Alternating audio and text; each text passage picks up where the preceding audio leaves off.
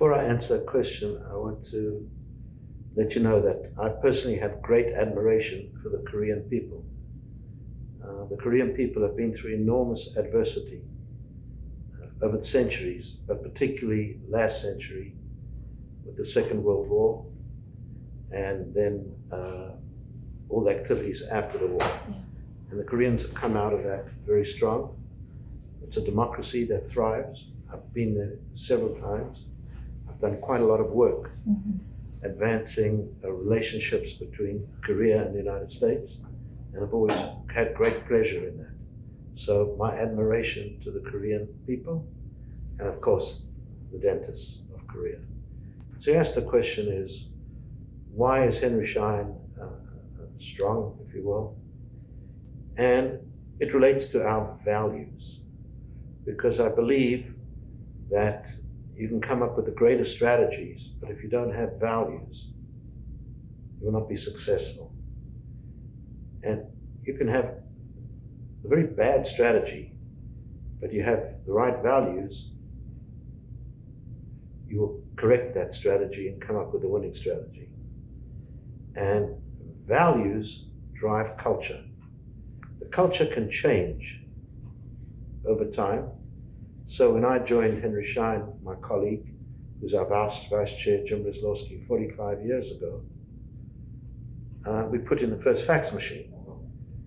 So the culture is very different today to what it was 45 years ago.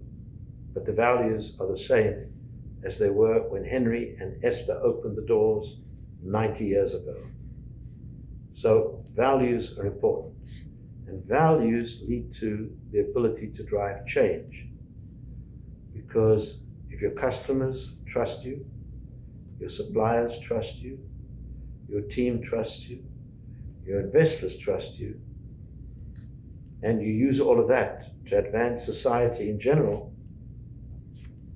if you live out those values, in the end you can go to all of those constituents and say, change is coming, and they will trust you.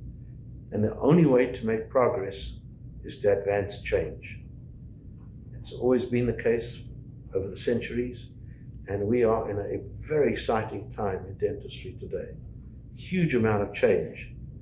And we believe at Henry Schein, we have many partners, have earned the right to go to the dentist and say, please follow us with these changes, because they're good for you. Because we've had our great values for so long, and it's the values that drive the change, the ability to have change. Well, Mrs. Miyong, quite frankly, Henry Schein reinvents ourselves every 3 years. But perhaps the first major change was that in our dental business was that we came up with a catalog which listed all the dental products. We published a price, and if a dentist wanted the product, we would have it available. And that price was a fair price, not the lowest, but a fair price for the value of service we provided. Because if you look at consumables, for example, we have practically everything a dentist may need, and if you order it, it's going to be at a fair price, but it's going to be available. So the first major change was to introduce that catalog in the 70s. And in the 80s, we automated the supply chain way ahead of others in healthcare supply. We had computers to drive the business, the supply chain, our pricing, product description. And then we had a supply chain system for us dealing with our suppliers and shipping the products. So if you received an order, we received an order today, it'll leave the warehouse today and be delivered tomorrow. So we conceived that idea 40 years ago. That was a huge change. And in the 90s, we went to the dentists in America and said, you need a computer to run your office. And that was quite revolutionary because computers were viewed as toys for kids at home to play games. And we said, get a computer to run your practice, and at the same time, get a computer to operate your electronic medical records. Remember, dentists had those cards. We went in with that. Then, the next major change was to take Henry Schein global throughout the world. So we could now learn about best dentistry from throughout the world and bring it to dentists locally. Think global, act local. That's been a key part of our success. And then we moved along and we entered into dental specialty, which we manufacture ourselves. Implants, orthodontics, endodontics. And then most recently, in the last 7-8 years, we focused on digital dentistry. In other words, the ability to replace an X-ray with a piece of software, the ability to scan a prosthetic, a tooth, and send it to a mill. In other words, develop a prosthetic from a scan to the mill the crown, the bridge chairside, send it to a lab where the lab can mill the crown, the bridge digitally, and relate to the customer digitally. So that was another major move. Of course, today it's quite standard in dentistry, but we were able to go to the dentists of the world and say, now's the time to digitalize your practice. That was a huge move for Henry Schein. It relates to one thought, remaining relevant. We need to be relevant to our customers. In other words, what's important to them is important to us. So that's very, very important. And so we spend a lot of time listening to our customers and then delivering what we believe our customers need, that relevancy. And then, of course, you need to figure a way to communicate your message, because it's not only important to be relevant, but it's important to communicate that message to our customers. So, firstly, we're on the ground in 32 countries, but we service dentists around the world. Any dentist anywhere can buy a product from us. Medical is primarily in the US and a little bit in Europe. What is common is the supply chain. We use the same software supply chain software to manage the relationship with our customers. When we have the same warehouses, distribution systems, everything required to service a customer is common. But we have separate sales organizations. We have separate organizations that determine what products we should carry between dental and medical. Our US medical today is about the same size as our US dental for distribution. But one difference, in dental, we also have the specialty businesses and the software businesses. We have a small specialty business in dental, in medical, but it's not big. We have a big specialty business in dental and in software. So, unfortunately, of the biggest markets in the world, the only one we're not in is Korea. And we do not go into a market generally on our own. We seek a partner.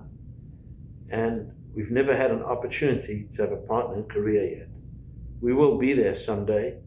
We'd like to have a partner invite us, and then we will be strong partners. So we do sell product in Korea, our self-made products, endodontics, orthodontics, some implants, some other products. But on the distribution, we're not there yet. And we are seeking a partner in Korea, which is the biggest economy that we're not in yet.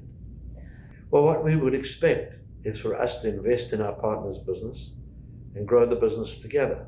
Of course, we have products to bring, but we have huge know-how in the supply chain, in building relationships with customers, And we believe we can help any partner in Korea grow their business, as we've done in 32 countries around the world, with some of the, well, each country we generally partner with one or two, number one or number two, and it's paid off for those partners. Of course, we buy a lot of products from Korea today. Korea, I think, is still one of the leading manufacturers. So maybe 50 years ago, we started importing gutta-percha from Korea. But of course, today we have scanners and other products that we import from Korea. We sell some of the Korean implants in different parts of the world and other products in general. In fact, on the medical side, we have a very unique product from Korea, and that is it's a machine for orthopedic surgery. If an implant doesn't go well, this machine is the best machine in the world, we think, to take out the bad implant and put a new one in. And so enabling the orthopedist to put in a new one. It's a digital machine developed in Korea. We are the exclusive distributor for that product. On the imaging side too. There's, of course, Korea leads in implants as well. And we sell the Korean implants in a number of countries. I think in China, we're a big customer of Korean implants. And we're ready to work with any of the major implant or other companies in Korea. So I think we're one of the companies in the world that is focused on social responsibility as a business. In other words, doing well by doing good. There's a Harvard study on us, which we'd be happy to share with you. Doing well by doing good. It's based on the notion of Benjamin Franklin, one of the founders of America. The notion being enlightened self-interest. In other words, self-interest, business, but also enlightenment for society. And the notion is that you can, as a business, do very well if you align with the needs of society. So Henry and Esther had that idea 90 years ago. They didn't understand, there was no ESG. In fact, we've been very active with our foundation and with our Henry Schein philanthropy for decades. We never called it ESG. That's a new term. But we aligned Henry Schein's business, way of doing business, with the needs of society. So I suppose one could say we were one of the original companies in ESG, but we started way before the idea was even born under the concept of ESG. So that's the social part, including the environmental part. But we've also been quite active in the arena of diversity in dentistry. So 25 years ago, actually more than that, 27 years ago, we convened a meeting here at the airport in New York at a hotel and brought in dentists from all the different parts of the American dental community, the African American dentists, the Asian American dentists, the Latino American dentists. And the goal was to figure a way to allow people to be focused on, because America very much is focused on where you come from to some extent, to focus, keep your identity, but also work as a group of dentists to advance dentistry in general, and at the same time advance minority dentists in America. And we're very active in that area. We founded the Institute at the American Dental Association for Diversity in Dentistry. We have many programs at Henry Schein that reach out to diverse groups of dentists. We've been working with women in dentistry for 50 years now.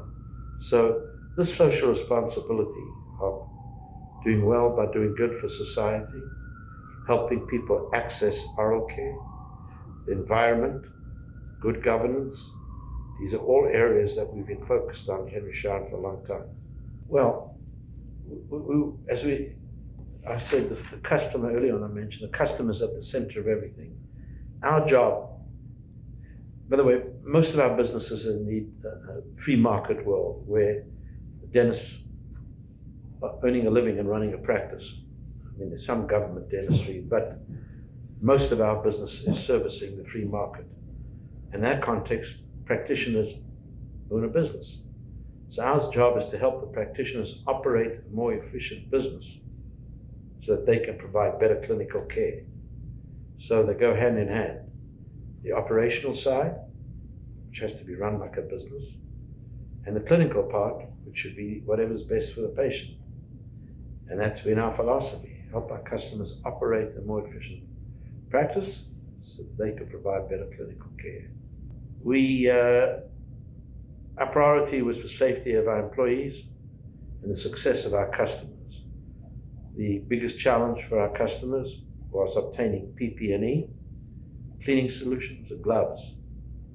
And we made sure we got it. And we got a product that was of high quality, and we got it. And we worked with governments around the world to make sure that we distributed those products in an equitable way. But we were very active in the pandemic period in March to about June of 2020, working with government agencies here and other countries to ensure that these masks were distributed properly in these PPE. So I think we act very responsibly during these kinds of times. There's a huge opportunity today in the world for dentists, because there's a recognition that there's a direct correlation between good oral care and good health care. So the dentists need to be active in talking to the medical practitioners, talking to the politicians, talking to companies, those that pay for health care, to explain that if you take care of your teeth, you will live longer. I would say that's the number one area dentists should focus on, advancing oral care. And my recommendation to the dentists is, of course, they run a very good practice, so they're going to be in their own practice, like a business, but making sure that the patients get the best quality care. But the dentists have to be active in their community, advocating for dentistry. If dentists don't do it, I don't know who will. I think what's important on the industry side is that we all are focused on helping advance oral care. We need to all work to get the message out that oral care is important. And then on the industry side, we need to give our customers the tools they need to get the job done, which in the year 2022 and 23 should be heavily involving digital products for every kind of procedure. And that digital product needs to be interoperable, interconnected with the electronic medical record in the practice management system. Well, I think it will be in two areas. One is 3D printing, and the other is in AI, artificial intelligence. We launched a product this year at the Greater New York meeting that deals with artificial intelligence. We have a huge amount of data in our systems because we store all the x-rays, all the images. And now we're using AI to go through those images to look for people that are likely to have caries, people that need implants, people that need aligners, people that need endodontic treatment, and we're giving a list to our customers. Detecting issues digitally, in fact, everything digitally, detecting, treating, and there will be concepts of dentists playing a more active role in detecting non-communicable diseases in patients over time, tests, etc. Technology. Getting the dentists in America and then later in other parts of the world to use a computer to run their practice. First for accounting, then for the electronic medical record, and now interoperable with devices, no question. dentistry is a great place to be in the year 2023 and beyond. Essentially, we know that so many people are ill because of dentistry. Non-communicable diseases are the biggest cause of healthcare failure, and dentistry is a key non-communicable disease, in addition to cardiac, cancer, pulmonary, and diabetes, and mental health. Dentistry is one of those key non-communicable diseases that if we all work together, the world will be healthier, and dentists have that opportunity. Dentists in most countries in the world are trained to deliver that message to customers, to patients. We just need to get more patients into the dental office, and the world will be a better place. People will be healthier, live longer lives, and it will be good for dentistry and good for those that sell products. But without doing that, I would say that dentistry is a great place to be at the dawn of 2023.